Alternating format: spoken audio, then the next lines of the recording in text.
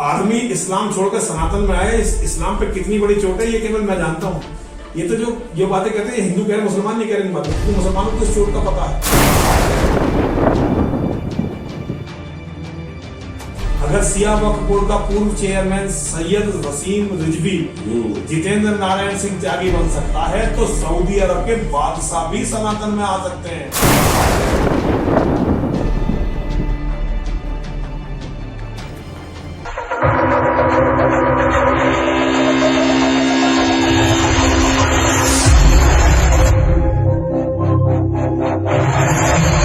यहाँ पे एक प्रश्न ये भी आता है और कुछ लोग इस चीज को जानना चाहते हैं।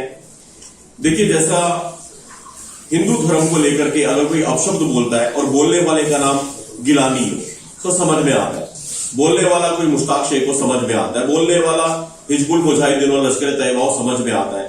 लेकिन अगर हिंदुत्व की आलोचना करने वाली कोई अरुंधति रॉय होती है, कोई कन्हैया नारे लगाता है भारत तेरे टुकड़े होंगे इंशाल्लाह इंशाल्लाह, उमर खालिद बोले समझ में आएगा।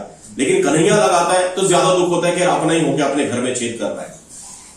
एक सवाल ये उठा था जो हमारे दर्शकों ने कहा था मैं आपसे अवश्य पूछूं कि अगर वो वसीम रिजवी होते हुए इस्लाम की आलोचना करते तो इस्लाम में ज्यादा चोट पहुंचती या खलबली होती। अब वो जितेंद्र नारायण त्यागी बन के अगर इस्लाम पे कोई बात करते हैं तो शायद इस्लाम में उतनी चोट ना हो। आप इसको किस तरह से देखते हैं? ये बहुत ही गलत प्रश्न है शिवम। आदमी इस्लाम छोड़कर सनातन में आए, इस्लाम पे कितनी बड़ी चोट है ये केवल मैं जानता हूं। ये तो जो बातें कहते हैं हिंदू कह रहे मुसलमान नहीं कह रहे, इन बातों क्योंकि मुसलमानों को इस चोट का पता है। उस आदमी ने रास्ता खोला था बहुत सारे मुसलमानों के हिंदू बनने का। बहुत बड़े बड़े लोग हिंदू बनना चाहते थे लेकिन मुसलमान इस बात को समझ गए थे, इसीलिए उन्होंने षड्यंत्र करके करोड़ों रुपए खर्च करके उस व्यक्ति को जेल में रखवा रखा। ये इस्लामिक षड्यंत्र है भारत में कि वो व्यक्ति जेल में है, क्योंकि मुसलमानों में बहुत सारे ऐसे मुसलमान हैं जो इस्लाम छोड़ना चाहते हैं। इस्लाम को बाहर से तोड़ना बहुत मुश्किल है। इस्लाम जब भी टूटता अंदर बाहर से भी तोड़ा जाएगा, इजराइल तोड़ रहा है, ऐसी कोई बात नहीं है। यूरोप भी तोड़ रहा है, लेकिन अंदर से एक बहुत मजबूत चोट थी इस्लाम पे, लेकिन हम हिंदू से संभाल नहीं पाए। आज तक इस देश का कम से कम 25% मुसलमान, कम से कम 25% मुसलमान इस्लाम छोड़ने के लिए तैयार होने वाला था। ये बहुत बड़ा आंकड़ा था, लेकिन मुसलमान समझ गए थे कि चोट कहां पड़ी। हिंदू तो देखिए, हिंदू क्या है, अपने आप को विचारक मानता है। असल एनालिसिस के नाम पे ज्यादा ज्ञानी अपने दिखाने के लिए इसे जो मतलब चलो मैं वो सब बोलना नहीं चाहता माइक में, लेकिन ये एक बहुत ही घृणित हिंदू की आदत है, बहुत घटिया और टुच्ची सोच। अगर वापस आने का रास्ता तुम नहीं खोलोगे, केवल उसका प्रयोग करते रहोगे, तो थोड़े दिनों में व्यक्ति फेड अप होकर कट्टर मुसलमान बन जाएगा। हो सकता है आज जब त्यागी जी बाहर आए तो वो हिंदुओं की इस गद्दारी से, हिंदुओं की इस धोखेबाजी से इतने पीड़ित होगी वापस इस्लाम में चले। ये कोई बहुत बड़ी बात नहीं है, क्योंकि इनके साथ इतना बड़ा धोखा हुआ है कि जिसकी कल्पना नहीं की जा सकती। बहुत बड़ा धोखा उनके साथ हुआ है। मैं तो इस लायक भी नहीं था कि उनका मुकदमा लड़ सकूं, सुप्रीम कोर्ट तक मुकदमा ले जाना वहां तक मेरे लिए, लेकिन मां की महादेव की कृपा, कुछ लोग साथ दे रहे तो मैं इस मुकदमे को लड़ रहा हूं। बाकी मेरी औकात नहीं थी, लेकिन हिंदू समाज की तो थी।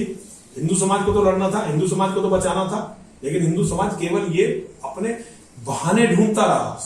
जब हमारा पुरुषार्थ खत्म हो जाता है ना तो फिर हम बहाने ढूंढते हैं और बहाने हमें विनाश की तरफ ले जाते हैं। जितेंद्र नारायण सिंह त्यागी जी ने जितेंद्र नारायण सिंह त्यागी बनकर बहुत बड़ी शुरुआत की। कल एक लड़का त्यागी बना, अभय त्यागी बना है, एक लड़का वो कल बना है। वो लोग समझे ही नहीं। हिंदू को असल में क्या है कि हिंदू को कुछ भी कष्ट नहीं करना है। हिंदू को केवल घर पे बैठ के बात सिर्फ दूसरों को बर्बाद करना, बदनाम करना। तो भैया ये जो इतना बड़ा क्षण था जो हिंदू विजय की और हिंदू को ले जा सकता था, वो बर्बाद कर दिया हिंदुओं की इसी कायरता ने और मानसिक काहिली ने। ठीक है, लेकिन इस्लाम ये समझ गया कि चोट कहां पड़ी है। अगर सिया वक्फ बोर्ड का पूर्व चेयरमैन सैयद वसीम रिजवी जितेंद्र नारायण सिंह त्यागी बन सकता है तो सऊदी अरब के बादशाह भी सनातन में आ सकते हैं। ये इतना बड़ा मैसेज था, लेकिन हिंदू समाज संभाल नहीं पाया।